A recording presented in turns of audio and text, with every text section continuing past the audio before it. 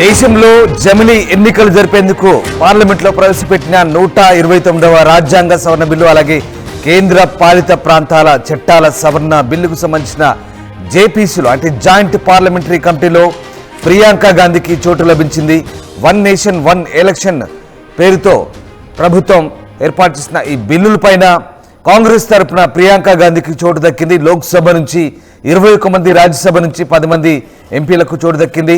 సంబిత్ పాత్ర, సుప్రియా సూలే, శ్రీకాంత్, ఏక్నాథ్ షిండే, కళ్యాణ్ బెనర్జీలకు చోటు లభించింది. అలాగే కాంగ్రెస్ తరపున మనీష్ తివారీ, రణదీప్ సుర్జేవాలా, సుఖ్దేవ్ భగత్ పేర్లున్నాయి. ఇక బీజేపీ నుంచి రవిశంకర్ ప్రసాద్, అనురాగ్ ఠాకూర్, బన్సూరి స్వరాజ్, అలాగే ఏపీ నుంచి 3 ఎంపీలకు చోటు లభించింది.